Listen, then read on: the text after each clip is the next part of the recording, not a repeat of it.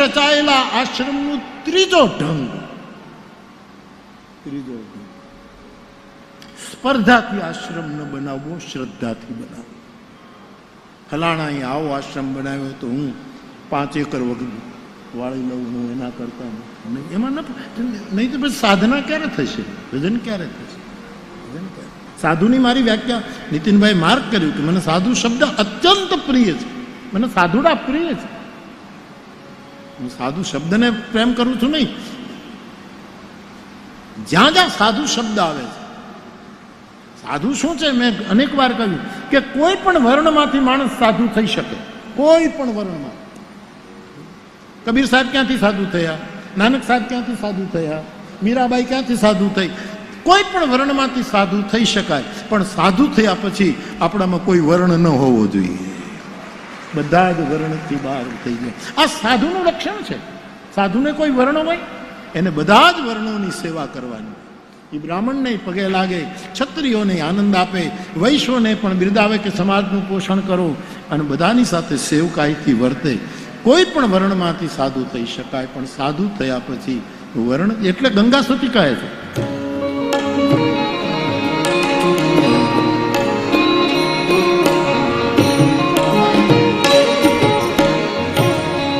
જાતિ રે છોડીને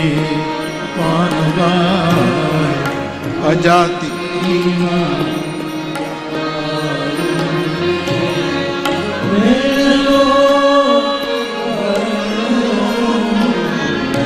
વિકાર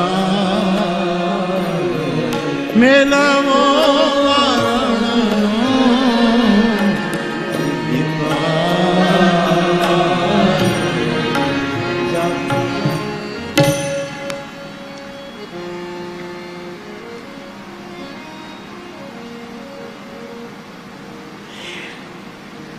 જેની પાસે મુનિનું મૌન હોય,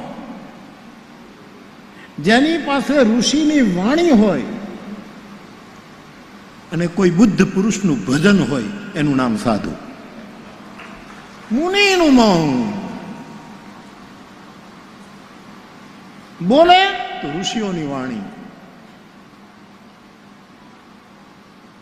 અને એકલો એકલો બેઠો હોય તો એમ લાગે કે કોઈક બીજો બુદ્ધ આવી ગયો છે. આવું ભજન. કોઈ પણ વર્ણમાંથી સાધુ થઈ શકાય ચોક્કસ,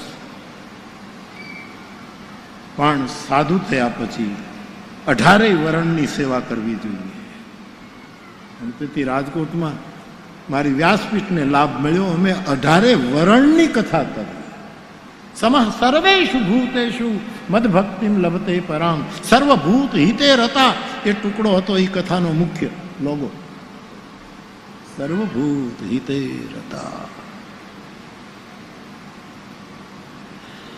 તો આશ્રમનો ત્રીજો ઢંગ મારી દ્રષ્ટિએ, મારે બનાવવો નથી, એ તમને પાકું કહું. આ પૂછ્યું છે એટલે કહું છું, એટલે કહું છું. અને હું મળવા માંગુ છું આ નવ આશ્રમ બનાવનાર યુવકને મળવા માંગુ છું. આવજો, મળશું, આપણે વાત કરશું. સ્પર્ધા માટે આશ્રમ ન હોય, શ્રદ્ધા માટે. આશ્રમમાં બેસીને આપણે સ્પર્ધા કરશું તો આપણામાં કોણ શ્રદ્ધા રાખશે? કોણ શ્રદ્ધા? ચોથું કહું, આ 5 ઢંગ પૂરા કરી દઉં ને. ચોથો ઢંગ કહું, આશ્રમમાં કોઈ વસ્તુ વેચાવી ન જોઈએ, વહેંચાવી જોઈએ.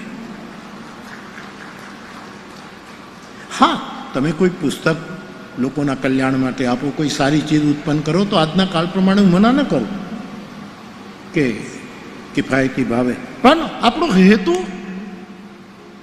વેચવાનો ન હોવો જોઈએ. એટલા માટે અમારે જ્યારે વાત થાય, આમ તો નિર્ણય મારે જ કરવાનો, મારે નહીં, વ્યાસપીઠે નિર્ણય કરવાનો. હું વળી કોણ નિર્ણય કરનારો? મોરારી બાપુ કોણ? મારી વ્યાસપીઠ. આ રામકથાની પુસ્તિકા બહાર પડે કે જેટલી કથાઓ કરો એનો સાર નીતિનભાઈ ગજબની સેવા કરે છે. મેં કીધું આ પ્રસાદ જ હોય, વેચાવું ન જોઈએ, નહીંતર બંધ કરી દેજો આ કામ. તો કાંઈ વેચાવું ન જોઈએ, વેચ આશ્રમનું. હા, પણ ઘણા આશ્રમો ઔષધિ બનાવે ને વેચે, ઘણા કોઈ સારી સારી વસ્તુ. પણ ઘણા આશ્રમોમાં તો બાપુ મેં એવું જો ગાયો વેચે છે, ગાયો વેચાય નહીં, ગાયોના દાન કરાય. કોણ આપણી ગૌશાળા ઉપર ભરોસો રાખશે? અમારી પાસે ફરિયાદ આવી છે, કહું છું. સાધુ તો ગાયોનું દાન કરે. એટલે કોઈ પણ વસ્તુ વેચાવી ન જોઈએ, વહેંચાવી જોઈએ. એ આશ્રમનો ચોથો ઢંગ છે મારી દ્રષ્ટિએ.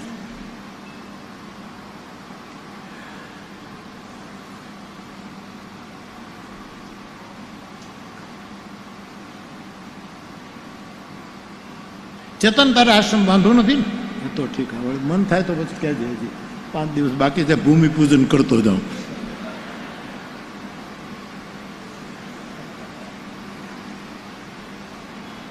પાંચમો, મારી દૃષ્ટિમાં આશ્રમનો ઢંગ એ છે કે જેમાં કોઈ પણ સાધુ સંતોની, કોઈ પણ જીવની, જડની, ચેતનની કોઈ દિવસ નિંદા ન થતી.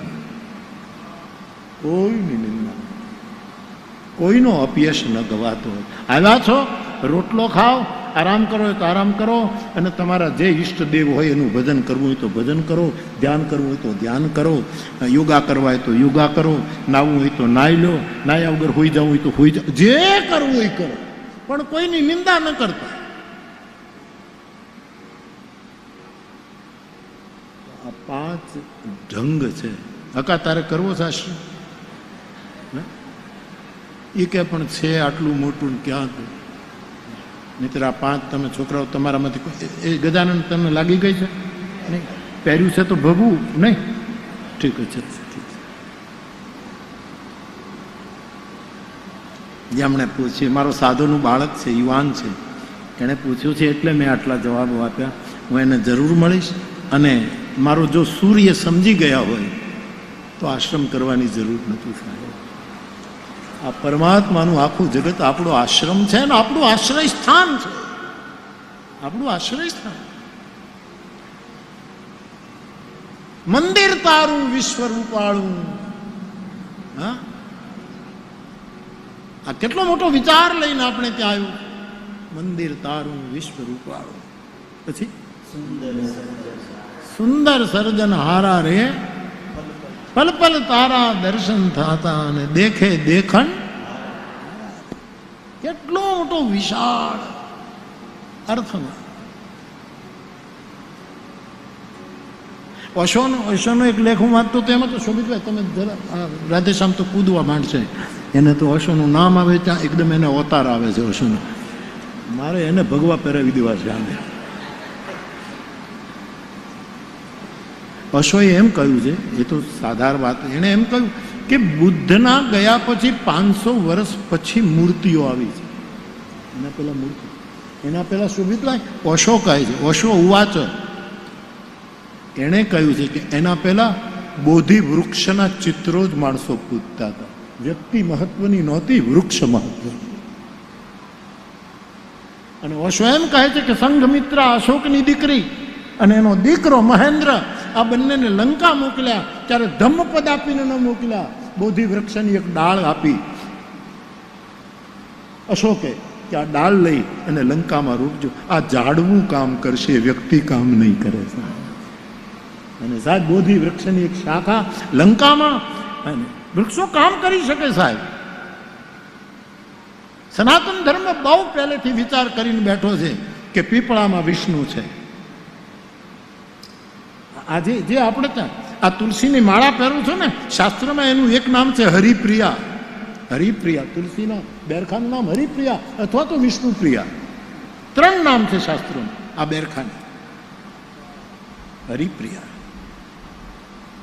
આજે હું તુલસીકા હરિપ્રિયા એવું માનસમાં લખ્યું છે નામકરણ.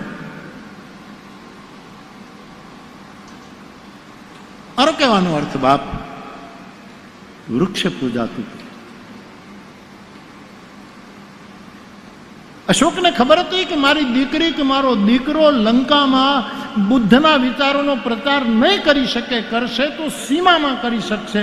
આ બોધિ વૃક્ષની ડાળ જેની નીચે બુદ્ધ સૂતા છે, જેની નીચે એણે ભિક્ષા લીધી છે, જેની નીચે ઊભા થયા છે, જેની નીચે ક્યારેક ડાળ પકડી એના સૂરજને